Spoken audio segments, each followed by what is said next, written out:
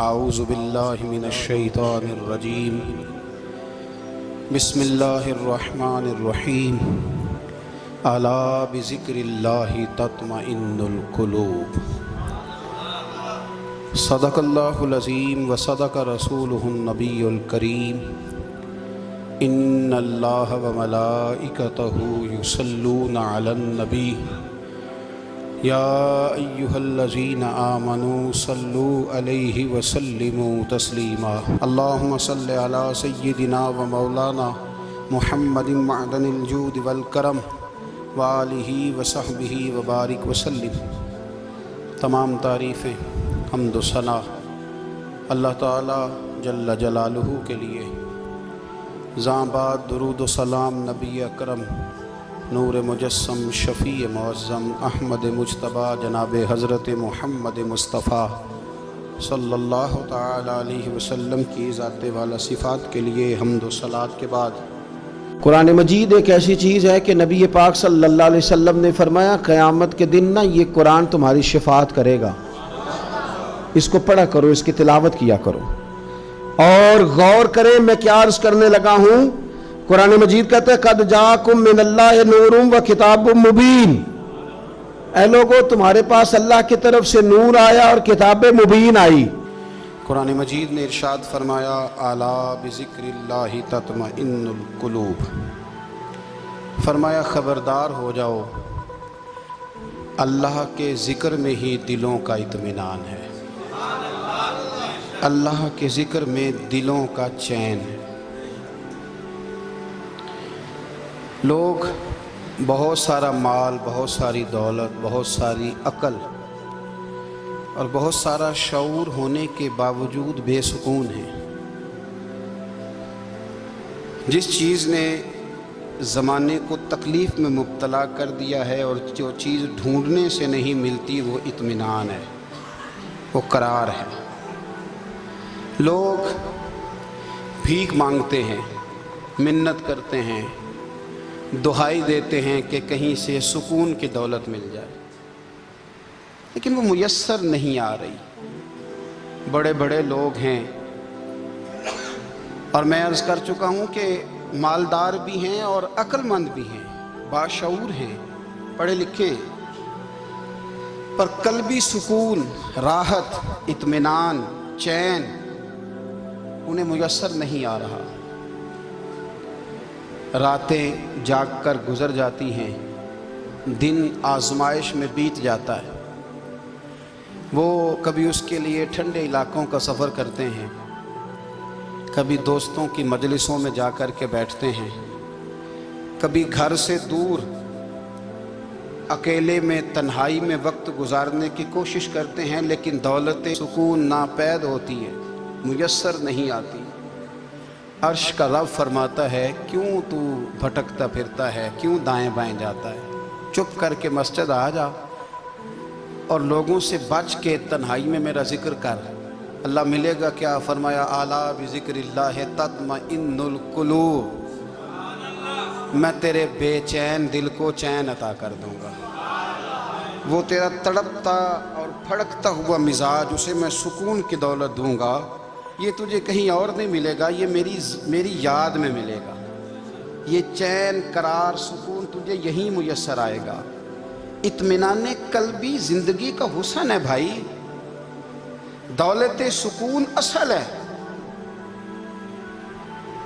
بڑے ٹھنڈے کمرے میں کچھ لوگوں کو نیند نہیں آتی، اور داتا صاحب رحمۃ اللہ علیہ آپ جائیں تو دونوں سڑکوں کے بیچ جو فٹ پاتھ ہے نا، اس پہ بھی کچھ لوگ سوئے ہوتے ہیں۔ ادھر سے بھی گاڑیاں گزرتی ہیں، ادھر سے بھی گاڑیاں گزرتی ہیں، لیکن بس نیند ہے نا، اللہ کا فضل ہے، اس نے دے دی ہے، آنے والوں کو آ گئی ہے۔ اطمینان قلبی، میرا معاشرہ بے سکون ہے، بے قرار ہے۔ مجھے کچھ لوگ کہتے ہیں جی میں آج کل بڑا بور ہو رہا ہوں، تو میں کہتا ہوں یار ہمیں تو ٹائم ہی نہیں ملا آج تک بور ہونے کا، نہیں وقت ہی نہیں اتنا میسر آیا، کون سا ٹائم نکالے جس میں بندہ بور ہو۔ وہ تو ہے کہ انسان کچھ فارغ ہو، کہیں اس کے پاس گنجائش ہو تو بور بھی ہو لے۔ کیسے بور ہو لیتے ہو؟ یہ کیا ہوتا ہے بور ہونا؟ زندگی میں اتنا وقت ہی کہاں ہے کہ انسان بور ہوتا پھرے اور یہ تصور بناتا پھرے کہ میں بڑی آزمائش میں ہوں تو میں بڑے بور ہو رہا ہوں تو میں بڑی تکلیف میں ہوں تو وقت بہت زیادہ ہے ہمارے پاس، لایانی کاموں میں ضائع بڑا ہوتا ہے تو ہم بور ہوتے ہیں، پریشان ہوتے ہیں۔ اللہ فرماتے ہیں یہ جو میری یاد ہے نا، لیکن اس کا بھی ایک طریقہ ہے یاد کا، اس طریقے سے اگر میرے رسول کریم علیہ السلام نے فرمایا اللہ کا ذکر اس طرح کرنا کہ دیکھنے والا تمہیں دیوانہ سمجھے، لوگ سمجھیں کہ کوئی مجنون ہے، کوئی جنونی ہے، کوئی پاگل ہے۔ یہاں اللہ تعالیٰ معاف کرے، آپ ذکر کی مجلس چھیڑیں، آپ نعت شریف کی مجلس چھیڑیں تو بہت سارے لوگ پروفیسر بن جاتے ہیں، وہ ساری نہیں ہلاتے، ان کی زبان ہی حرکت میں نہیں آتی۔ حالانکہ رب کریم کا ذکر اس طرح کرو کہ دیکھنے والا تمہیں دیوانہ سمجھے، کہیں اور کھونے کی ضرورت ہی نہیں۔ میرے حبیب گویا ہمیں فرماتے ہیں تو رب کے ذکر میں اس طرح کھو جا کہ تجھے دنیا کا خیال ہی نہ رہے، تجھے پھر دنیا کی ہوش نہ رہے۔ لیکن اگر نماز میں بھی خیال غیر آئے، ذکر میں بھی توجہ کہیں اور ہو، زندگی میں وہ عجیب لمحہ تھا، وہ میرے ساتھ تھا اور میں تنہا تھا، اگر ماحول یہ ہو کہ آپ کہیں جسم کے ساتھ تو موجود ہوں، روح موجود نہ ہو، تو پھر لذت ذکر بھی میسر نہیں آتی، پھر کیف نہیں حاصل ہوتا۔ یاد رکھیں کہ اس طرح کھو کے رب کی یاد کہاں سے کیف آئے، الجھ ہی بڑا گئے ہیں۔ وہ مستی، وہ سرور، وہ کیف جو اللہ کے ذکر میں ہوتا تھا، جو کبھی مرشد کامل کے سامنے بیٹھ کر لوگ اللہ اللہ کرتے تھے تو لگتا یہ تھا کہ یہ یہاں ہیں ہی نہیں، یہ تو کہیں اور چلے گئے ہیں، یہاں موجود ہی نہیں۔ لیکن اب وہ موج نہیں، وہ شوق نہیں، وہ درد نہیں، وہ زیر نہیں۔ اقبال تڑپ کے کہا کرتے تھے خیرت کی گتھیاں سلجھا چکا ہوں، یا رب مجھے صاحب جنوں کر دے، اللہ مہربانی فرما، وہ کیفیت دے، وہ سرور دے۔ زندگی میں اگر اطمینان چاہتے ہو تو کبھی کبھی سب کچھ بھول کے نا تو مست ہو جایا کرو رب کی یاد میں۔ کبھی کبھی چھوڑ دیں دنیا، چھوڑیں یار موبائل، کسی وقت کریں اس کو بند، چھوڑیں اس بات کا خیال کہ فلانے نے سلوٹ کیا ہے کہ نہیں کی، چھوڑیں۔ حضرت باجزید بستامی رحمت اللہ تعالیٰ علیہ فرماتے ہیں میں نے اعتکاف کبھی اپنی مسجد میں نہیں کیا، اس لیے کہ سارے ہی ہاتھ چومنے والے، سارے ہی پیار کرنے والے۔ فرماتے میں جب اعتکاف کرتا تھا تو میں بستام سے دور نکل جاتا تھا جہاں کوئی مجھے جاننے والا نہ ہو۔ اٹھ بلیا چلو تھے وسیے جتھے وس دے نہیں سارے ینے، نہ کوئی ساڈی ذات پچھانے تے نہ کوئی سانو مننے، چل ادھر چلیں۔ اٹھ بلیا چلو تھے وسیے جتھے وس دے نہیں سارے ہی انے، نہ کوئی ساڈی ذات پچھانے تے نہ کوئی سانو۔ اتنا شوق ہے سلوٹ کرانے کا، اتنا شوق ہے تعارف کرانے کا، اتنا شوق ہے اپنا بتانے کا، تو یہ چیز غلبہ کر جاتی ہے، پھر نام رہ جاتا ہے، روح نہیں رہتی، پھر وجود رہ جاتا ہے، پھر باطن کی کیفیت نہیں رہتی۔ خدا را اپنے آپ کو بے چین نہ کرو، بے قرار نہ کرو، بے سکون نہ کرو، رب کی یاد میں آ جاؤ، درود و سلام میں آ جاؤ، نعت کے حسن میں آؤ، تلاوت کی دنیا میں آؤ، سجدوں کے نور میں آؤ، آؤ کبھی کھول کے دل مسجد کی صفائیاں کریں، آؤ نہ کبھی کوئی بوڑھا، دادی، نانی، دادا ان کے پاس بیٹھ کے پیر دبا کے اللہ کو راضی کریں۔ یہ کیف والی جگہ ہیں، یہ سرور والی جگہ۔ اتنی بے چین ہماری زندگی ہے، بے قرار ہے، تڑپتے ہوئے لوگ، لڑتے ہوئے لوگ، ایسے لگتا ہے ابھی ایک دوسرے کا گریبان تھام لیں گے، بے قرار، بے چین۔ کسی کو انتظار کا کہا جانا کہ 10-20 منٹ کسی کا انتظار کرو تو بعض لوگ مجھے ایسے لگتا ہے جیسے یہ ان کا کلیجہ پھٹ جائے گا، ڈاکٹر کے انتظار میں بیٹھے ہیں تو بڑے پریشان ہیں، کسی کو ملنے گئے ہیں کو آدھا گھنٹہ بیٹھنا پڑ گیا تو بڑی دقت میں ہے۔ اپنے آپ کو سکون دیں۔ آپ یقین کریں بڑا مزہ آتا ہے، کبھی کسی کا انتظار کرنا پڑے تو 2-4 تسبیح درود شریف پڑھی جاتی ہے، یعنی ذوق بن جاتا ہے کہ چلو اللہ نے موقع دیا ہے، کوئی سرکار کو یاد کر لیں، تنہائی مل گئی۔ ہمارا مزاج جس سختی کا شکار ہے، وہ سختی آہستہ آہستہ ہمیں زیادہ آزمائش میں ڈال گئی۔ تو میرے بھائی زندگی میں اطمینان حسن ہے، اور وہ سب سے زیادہ اللہ کی یاد میں ملتا ہے، وہ سب سے زیادہ رب کریم کے ذکر میں۔ سب سے زیادہ جو چاہتا ہے نا دل ٹھنڈا رہے، زبان میٹھی رہے، وہ مدینے والے محبوب پہ درود و سلام پڑھا کرے، وہ حضور پہ درود و سلام پڑھا کرے، زبان میٹھی رہے گی۔ میرا ذاتی تجربہ ہے کہ جو آدمی اپنے اخلاق سنوارنا چاہے وہ حضور پہ درود شریف پڑھے، جو اپنے اخلاق سنوارنا چاہے، طبیعت کو ٹھنڈا رکھنا چاہے، وہ درود شریف پڑھے، اس کا دل سکون میں آئے گا۔ کچھ کام اور ہیں زندگی میں اطمینان کے لیے، ان کا ہونا بھی بڑا ضروری ہے۔ سب سے پہلے اگر آپ چاہتے ہیں نا زندگی میں سکون ہو تو حقیقتوں کا سامنا کرنا سیکھیں۔ آپ جو ہیں وہ رہنا سیکھیں، جو آپ نہیں ہیں وہ بننے کی کوشش نہ کریں۔ حقیقت کا سامنا کرو گے تو زندگی اطمینان میں آ جائے۔ ہم نے نا بہانے بنا لیے ہیں، ہیلے بنا لیے، جھوٹ کے سہارے اپنے آپ کو اونچا کر لیا۔ ایک آدمی سے کہا جاتا ہے تو رشوت نہ لے، تو کہتا ہے میں غریبوں سے نہیں لیتا۔ تو میرا سوال یہ ہے کہ امیروں کا حساب لینے کی اللہ نے تیری ڈیوٹی لگائی ہے، تیرے ذمہ لگایا ہے کہ تو امیروں کا حساب کر، تمہیں کیا ضرورت پڑی؟ ہم نا بہانہ کرتے ہیں، رشوت لینے والے کا الگ بہانہ ہے اور سفارش والے کا الگ بہانہ ہے۔ حقیقت کا سامنا کریں، حقیقت کا۔ جو میرے ذمہ داریاں ہیں وہ میں نے پوری کرنی، جو آپ کی ذمہ داریاں ہیں وہ آپ جان نہ چھڑائیں، حقیقت پسند بنیں۔ میرے رسول کریم، پھر پڑھیے درود شریف صلی اللہ تعالی علیہ وسلم۔ حضور صلی اللہ علیہ وسلم نے فرمایا کہ میری بیٹی سیدہ فاطمہ الزہرا رضی اللہ تعالی عنہا صرف جنتی نہیں، جنتی عورتوں کی سردار ہے۔ لیکن حضور نے یہ بھی فرمایا کہ فاطمہ یہ خیال رکھنا اگر اللہ نے حساب پوچھا تو حساب تم نے خود دینا ہے۔ حقیقت کی طرف توجہ کرائی حضور نے، وہ صرف جنتی نہیں، جنتی عورتوں کی سردار ہیں، پر حقیقت کی جانب توجہ۔ میں حقیقت یہ ہے کہ اگر مالک نے حساب پوچھا تو اس کی تیاری بھی کرنی ہے۔ دیکھیں نا، ہمیں کچھ یقین نہیں، اللہ معاف کرے کہ ہمارا حساب کیسا ہوگا، لیکن کتنے آزاد ہیں۔ یعنی بڑی دلیری سے بندے کہتے ہیں فجر نہیں پڑھتا جی، 3 پڑھتا ہوں جی، عشاء رہ جاتی ہے جی، کپڑے صاف، بڑی دلیری سے۔ اور سیدہ فاطمہ الزہرا نے ساری رات مصلی آباد رکھا ہے، حالانکہ انہیں یقین تھا کہ رب مجھے بغیر حساب کتاب جنت دے گا۔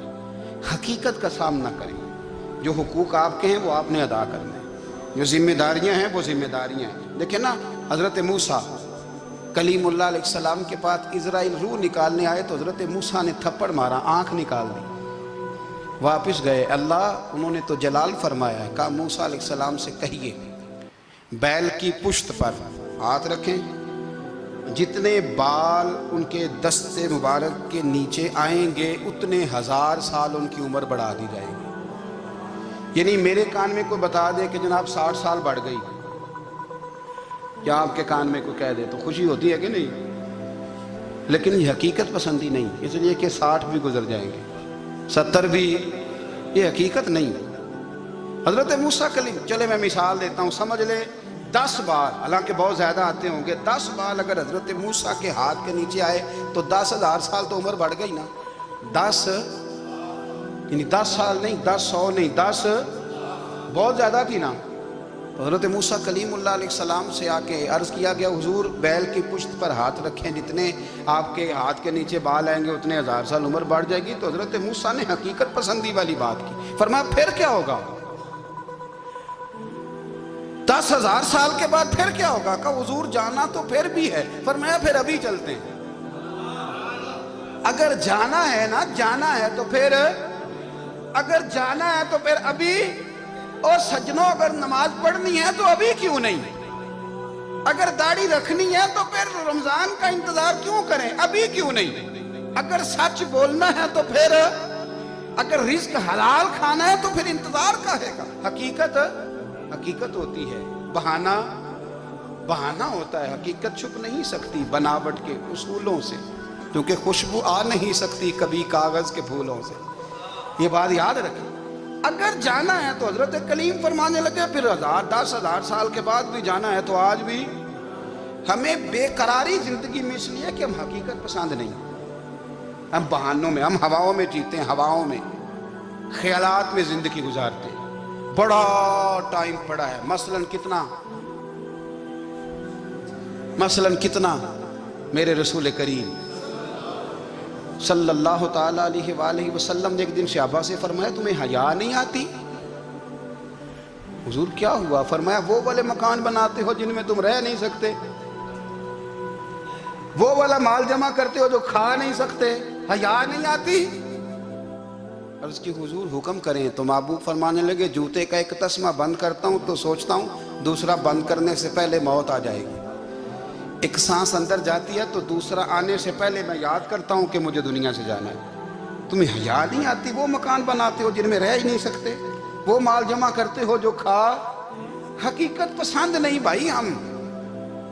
بہت سارے لوگ ہیں بڑی باتیں سناتے ہیں، بڑی، میں کہتا ہوں اصل میں نا زیادہ باتیں سنا کے نا بیچارہ اپنے آپ کو مطمئن کرنا چاہتا ہے، اصل بات یہ ہے کہ اندر سے نا ہلا ہوا ہے، کچھ بھی نہیں، بڑا زیادہ ہنستا ہے اور مجھے لگتا ہے کہ کوئی گہرا زخم چھپا رہا، اس لیے ملمہ سازی، حقیقت پسند بنو، حقیقت پسند۔ یاد رکھنا من ترک صلاۃ متعمدا فقد کفر، میرے رسول نے حقیقت بیان کی، فرمایا جس نے ایک نماز بھی جان بوجھ کے چھوڑی اس نے رب کے رب ہونے کا انکار کیا، اس نے کفران نعمت کیا، یہ حقیقت ہے، کوئی کلیریفیکیشن نہیں، کوئی وضاحت نہیں۔ جو نماز نہیں پڑھتا جھوٹ بولتا ہے، غلط بیانی کرتا ہے، جو شخص رزق حرام کما کے کہتا ہے کہ اس کے بغیر گزارا نہیں چلتا، وہ جھوٹ بولتا ہے، اس لیے کہ رب فرماتا ہے جب تجھے پیدا کیا ہے تو تیرا رزق میرے ذمہ ہے۔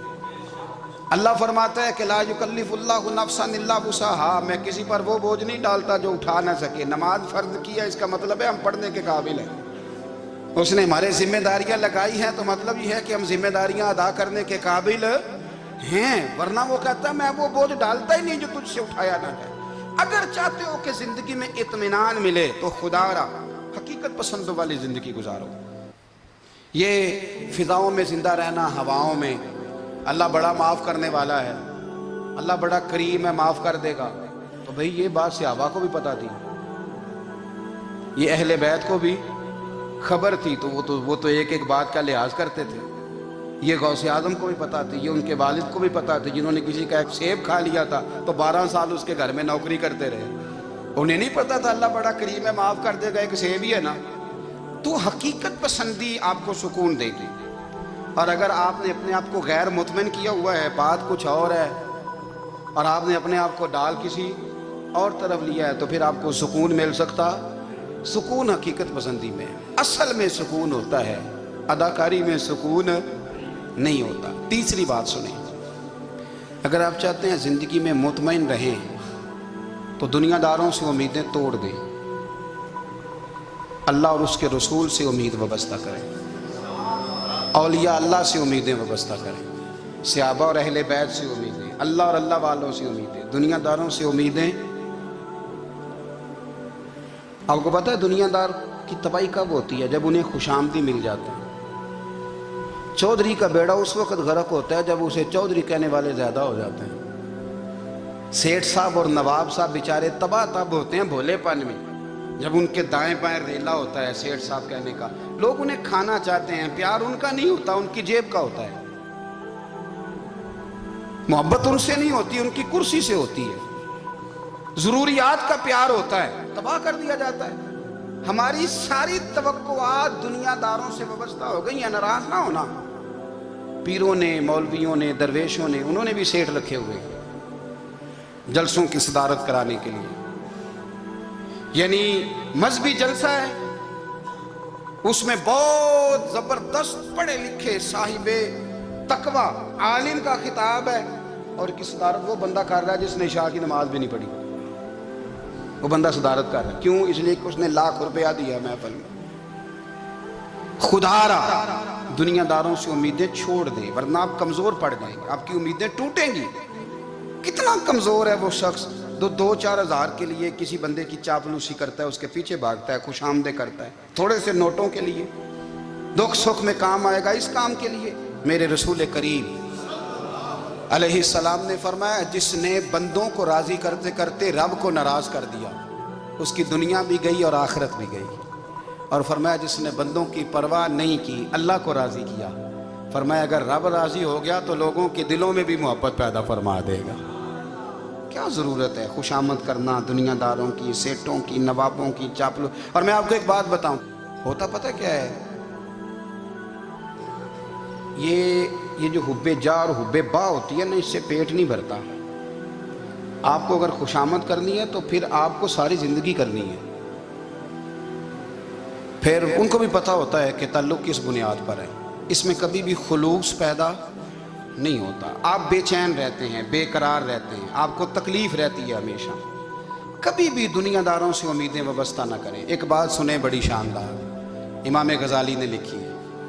امام غزالی فرماتے ہیں کہ ہارون رشید نہ حج کر کے واپس آیا بغداد میں، تو کونے میں حضرت بہلول دانا بیٹھے تھے، رش بہت تھا، مجمع بڑا تھا۔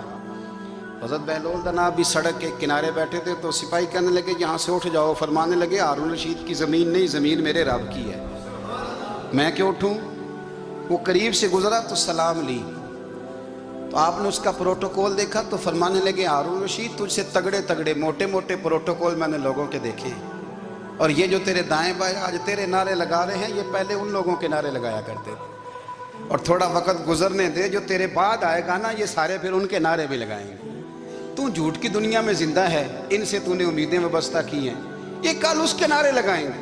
اس کے دل پہ بڑا اثر ہوا، گھوڑے سے اتر آیا، آگے کہنے لگا حضور آپ نے مجھے بڑی اچھی نصیحت کی ہے، میرا دل بڑا ٹھنڈا ہوا ہے، میں نے سنا ہے آپ مقروض ہیں، کچھ لوگوں کا قرض، تو مجھے کوئی حکم ہی کر دیں۔ آپ ہنسنے لگے، فرمانے لگے یار تو بڑا ہی بیوقوف ہے، بڑا ہی بیوقوف ہے، تو میں تجھے نصیحت کر رہا ہوں تو مجھے الجھا رہا ہے، حضور کوئی حکم کر دیں۔ کیا خوبصورت انداز ہے رب کریم کے بندوں کا۔ حضرت بہلول دانا فرمانے لگے تیرا رب کون ہے؟ کہا اللہ، تو فرمایا میرا کون ہے؟ کہا اللہ۔ فرمانے لگے یہ تو نہیں نہ ہو سکتا کہ اللہ ہارون رشید کو دیتا رہے اور بہلول دانا کو بھول ہی جائے، یہ تو نہیں نہ ہو سکتا کہ ہارون رشید کو دیتا رہے اور بہلول دانا کو بھول جائے۔ فرمایا اس کا دل، اس کا ارادہ ہوا، ارادہ قدرت ہوا کہ بہلول مقروض رہنا چاہیے، تو اگر رب مجھے رکھنا چاہتا ہے، دکھ قبول محمد بخشا راضی رہن پیارے، اگر وہ چاہتا ہے میں مقروض رہوں تو میں بھی چاہتا ہوں کہ میں مقروض ہی رہوں، یہ تو نہیں نہ ہو سکتا کہ تجھے دے اور مجھے نہ دے۔ فرمایا میری تجھ سے کوئی امید نہیں، مجھے جب بھی دے گا میرا رب بھی دے گا، اور وہ دے گا تو پھر انشاءاللہ خزانے کھول کے دے گا۔ دنیا داروں سے امیدیں وابستہ کرنا، لوگوں کے پیچھے، یہ چھوڑ دیں، آپ بے چین رہیں گے، بے قرار رہیں گے۔ اللہ والوں سے ضرور امیدیں وابستہ کریں، اس لیے کہ ان کے پاس جو کچھ ہوتا ہے وہ دراصل رب کا ہی ہوتا ہے۔ لیکن سیٹھوں سے، نوابوں سے، سیاستدانوں سے باز آ جائیں، ہماری بڑی امیدیں وابستہ ہیں۔ میں اکثر کہتا ہوں جتنے پھیرے نوکری کے لیے دنیا دار کے دروازے پہ لگائے ہیں نا، اس سے کم دفعہ مسجد میں نفل پڑے ہوتے تو رب اتنی بڑی مہربانی فرما دیتا۔ تیسری بات یہ یاد رکھیں، اگر سکون لینا چاہتے ہیں نا، اگر سکون لینا چاہتے ہو نا تو لوگوں کو ڈسکس کرنا بند کر دو۔ کس کو اللہ نے کتنے پیسے دیے ہیں وہ جانے اور اللہ جانے، کس کو اللہ نے کتنی گاڑیاں دی ہیں وہ جانے، اور لوگوں کو ڈسکس کرنا جی۔ یعنی میں ایک جگہ بیٹھا تھا تو ایک صاحب گاڑی والا گزرا، گاڑی میں بیٹھ کے، اس کا پڑوسی تھا، کہندے تھا منہ ہے کار والا، میں کہ وہ تے ہے تاں ہی بیٹھا ہے، تو ہن میں کہ سمجھانا سی نا انہوں، میں کہ توں تے میں حساب لائیے بھی ساڈے کول کوئی نہیں، وہ تے ہے، لیکن نا اللہ نے اسے دی ہے نا، تو اللہ نے چاہا نا وہ کار میں بیٹھے، تو اس نے پھٹے پہ بیٹھ کے یہ تبصرہ کیا کہ منہ ہے کار والا، میں کہ ابھی وہ تے ہے تاں کار ہے تھے۔ اب مجھے اور تجھے اندازہ لگانا چاہیے کہ ہم کیا یہ بحث ہے، یعنی اللہ کو چاہیے تھا معاذ اللہ کے پہلے تم سے پوچھتا کہ اسے کار دینی ہے کہ نہیں، کیا مطلب فضول بحث ہے۔ وہ چیز ہمیں اتنا تنگ کرتی ہے، اتنی تکلیف دیتی ہے کہ آپ یقین کریں سارا دن اسی کو ڈسکس کرتے ہیں، سارا دن۔ اس کے پاس گاڑی ہے، اس کے پاس کار ہے، فلانے کا پیسہ 1 نمبر ہے، فلانے کا 2 نمبر ہے، فلانے کا 6 نمبر ہے، اصل بات کے اندر حسد ہے، اس کو نکالو۔ ایک بات کہنے لگا ہوں، اسے یاد رکھنا، میرے اعلیٰ حضرت رحمۃ اللہ علیہ فرمایا کرتے، حسد کرنے والا بندوں پر اعتراض نہیں کرتا، اللہ پر اعتراض کرتا۔ وہ کہتا ہے اللہ اسے کیوں دیا ہے، اتنا کیوں دیا ہے، معاذ اللہ وہ اللہ کی تقسیم پر اعتراض کرتا ہے۔ حسد کرتے ہو بے چین رہو گے، حسد آپ کے دل کو تڑپا کے رکھ دے گا، چھوڑے۔ اللہ بڑا کریم ہے، جس کو جہاں چاہتا ہے وہاں بٹھا دیتا ہے۔ آپ قطعاً اس بحث میں نہ پڑے کہ اللہ نے کس کو کتنا دیا ہے، کب دیا ہے، کیوں دیا ہے، وہ بڑا بے نیاز ہے۔ حسد آپ کو تباہ کرے گا۔ دنیا میں پہلا گناہ جو ہوا تھا وہ حسد تھا۔ ابلیس نے حضرت آدم سے حسد کیا، کہنے لگا میں بہتر ہوں سرداری اس کو مل رہی ہے، تو یہ تو اللہ کو پتہ ہے نا کس کو دینی ہے۔ اور دنیا میں پہلا قتل حسد کی وجہ سے ہوا، حابیل قابیل کے درمیان حسد کا معاملہ تھا۔ خاتون کا نکاح اس سے کیوں ہو رہا ہے؟ مجھ سے ہونا چاہیے۔ حسد تباہی کرتا۔ اب یقین کریں، یعنی دکاندار کے سامنے دوسری دکان پڑتی ہے اور پریشان ہو جاتا ہے، وہ کہتا ہے میرا کیا بنے گا؟ لا حول ولا قوت الا باللہ العلی العظیم۔ یعنی تیرا کیا خیال ہے کہ تیرے حصے کی روٹی وہ کھا جائے گا؟ اتنا چھوٹا دل، یعنی تیرا موقف یہ ہے کہ تیرے حصے کا نصیب اس تک چلا جائے گا، یہ تیری خواہش ہے؟ ایک دوسرے کی کمزوریاں بیان کرنا، اس کا تو مال ہی ناقص ہے جی، اس کے تو پاس ہی کچھ نہیں، یہ تو کمزور لوگوں کا طریقہ ہے۔ میرے رسول کریم علیہ السلام گزر رہے تھے، پت جھڑ کا موسم تھا، خزاں کا موسم تھا، درختوں کے پتے جھڑ رہے تھے، صحابہ کو ساتھ لے کے حضور گزرے اور ایک درخت کی ٹہنی کو پکڑ کے حضور نے ہلایا۔ صحابہ فرماتے ہیں کہ چھم چھم اس کے پتے گرے، زمین پر ڈھیر لگ گیا۔ حضور نے فرمایا دیکھا تم نے کیا ہوا؟ حضور ہاں۔ فرمایا کتنی تیزی سے پتے جھڑے ہیں، صرف تنا رہ گیا ہے اور خالی ٹہنیاں رہ گئی ہیں، کوئی حسن بچا ہے؟ حضور نہیں۔ نبی کریم فرمانے لگے جو حسد کرتا ہے نا اس کی نیکیاں بھی اسی طرح جھڑ جاتی ہیں، اسی طرح۔ اور ایک جگہ حضور فرمانے لگے جس طرح راکھ لکڑی کو آگ کھا جاتی ہے، جس طرح لکڑی کو آگ، جب آگ کھا جائے تو پھر لکڑی کو لکڑی نہیں کہا جاتا، راکھ کہا جاتا ہے، کوئلہ کہا جاتا ہے، اس کی اصل باقی یعنی اسے کھائی جاتی ہے۔ تو حضور علیہ السلام فرمانے لگے جس طرح آگ لکڑی کو کھا جاتی ہے، فرمایا اسی طرح حسد نیکیوں کو کھا جاتا ہے، نیکیاں رہتی نہیں۔ حسد کرنے والے کے پاس نیکیاں یعنی ان کی اصل شکل موجود، کبھی بھی حسد نہیں کریں۔ اللہ کی تقسیم ہے، جس کو چاہے جب چاہے جتنا چاہے عطا کرے۔ اور چوتھی بات میرے بھائی، کبھی بھی بغض نہ پیدا کریں، بغض والے لوگ بے سکون رہتے ہیں۔ بہت ساری کمزوریاں ہمارے اندر ہوتی ہیں نا، پھر اللہ ہماری روزی تو نہیں نہ بند فرماتا۔